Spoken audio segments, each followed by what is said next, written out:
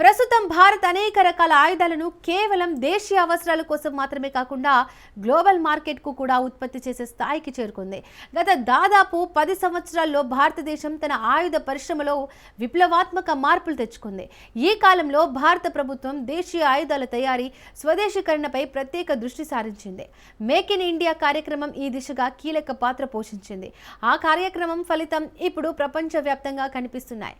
ప్రస్తుతం భారత్ అనేక రకాల ఆయుధాలను కేవలం దేశీయ అవసరాల కోసం మాత్రమే కాకుండా గ్లోబల్ మార్కెట్కు కూడా పూర్తిగా ఉత్పత్తి చేసే స్థాయికి చేరుకుంది. ఈ క్రమంలో భారత క్షిపణి సాంకేతికత ప్రపంచవ్యాప్తంగా మంచి గుర్తింపు పొందుతున్నాయి.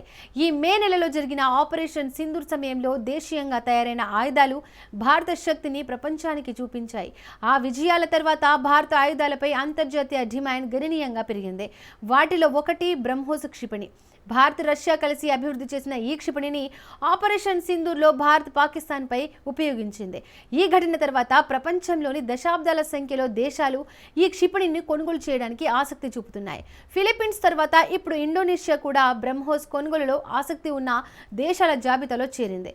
ఇండోనేషియా ప్రపంచంలోనే అతిపెద్ద ఇస్లామిక్ దేశం. హిందుస్థాన్ టైమ్స్ కథనం ప్రకారం ఇండోనేషియా సూపర్సోనిక్ క్రూయిజ్ మిసైల్ బ్రహ్మోస్లో సర్ఫేస్ 2 సర్ఫేస్ వర్షన్, అలాగే సముద్రంలో నుంచి ప్రయోగించే వర్షన్ రెండిట్లోనూ గట్టి ఆసక్తి చూపిస్తోంది. ఇది ఇండోనేషియా చేపట్టిన భారీ సైనిక ఆధునీకరణ ప్రణాళికలో భాగమని అధికారులు చెబుతున్నారు. గత నెలలో ఇండోనేషియా రక్షణ మంత్రి స్టాఫ్రీ సజంసోయుద్దీన్ న్యూఢిల్లీలో పర్యటించినప్పుడు ఈ అంశం ప్రధానంగా చర్చకు వచ్చింది. ఆయన భారత రక్షణ మంత్రి రాజ్నాథ్ సింగ్తో కలిసి బ్రహ్మోస్ ఏరోస్పేస్ కేంద్రాన్ని సందర్శించి క్షిపణి వ్యవస్థపై వివరణాత్మకంగా అవగాహన పొందారు. సూచనల ప్రకారం ప్రస్తుతం కోస్టల్ బ్యాటరీ వర్షన్ కోసం చర్చలు అత్యంత కీలక దశలో ఉన్నాయి.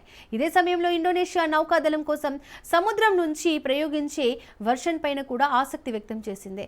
ఇంతకు ముందు ఈ ఏడాది జనవరిలో ఇండోనేషియా నౌకాదళ అధ్యక్షుడు అడ్మిరల్ మొహమ్మద్దీన్ అలీ కూడా బ్రహ్మోస్ ఏరోస్పేస్ ప్రదర్శించారు. ఈ ఒప్పందం కుదిరితే ఫిలిప్పీన్స్ తర్వాత బ్రహ్మోస్ ను కొనుగోలు చేసే రెండో విదేశీ కస్టమర్గా ఇండోనేషియా నిలుస్తుంది.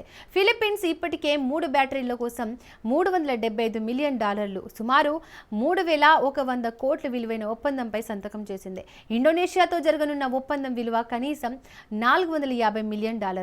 ఇప్పటి వరకు క్రెడిట్ లైన్ పై చర్చ జరగలేదని, అయితే ఇండోనేషియా ఆ దిశగా అభ్యర్థిస్తే భారత్ సానుకూలంగా పరిశీలించవచ్చని అధికార వర్గాలు చెబుతున్నాయి. బ్రహ్మోస్ అనే పేరు భారత్లోని బ్రహ్మపుత్ర నది, రష్యాలోని మోస్క్వా నది పేర్లను కలిపి ఉంచబడింది. దాని ఎగుమతి వర్షన్ శ్రేణి 290 కిలోమీటర్లు. గత 7 సంవత్సరాలుగా ఇండోనేషియా ఈ క్షిపణిని కొనుగోలు చేసే అంశంపై భారత్తో చర్చలు కొనసాగిస్తోంది. భారత నిపుణులు ఇప్పటికే ఇండోనేషియా యుద్ధ నౌకలపై బ్రహ్మోస్ ను అమర్చే అవకాశాలపై జకర్తాలో పరిశీలనలు కూడా నిర్వహించారు. ఇది భారత్, ఇండోనేషియా మధ్య పెరుగుతున్న సముద్ర భద్రతా సహకారంలో భాగంగా ఉంది. రెండు దేశాలు సముద్రంలో శాంతి, సముద్ర దోపిడీ, అనధికార కార్యకలాపాలను అరికట్టేందుకు సముద్ర శక్తి అనే సంయుక్త సైనిక విన్యాసాలు నిర్వహిస్తూ పరస్పర కార్యకలాపాలను, సహకారాన్ని మరింత బలోపేతం చేస్తున్నాయి.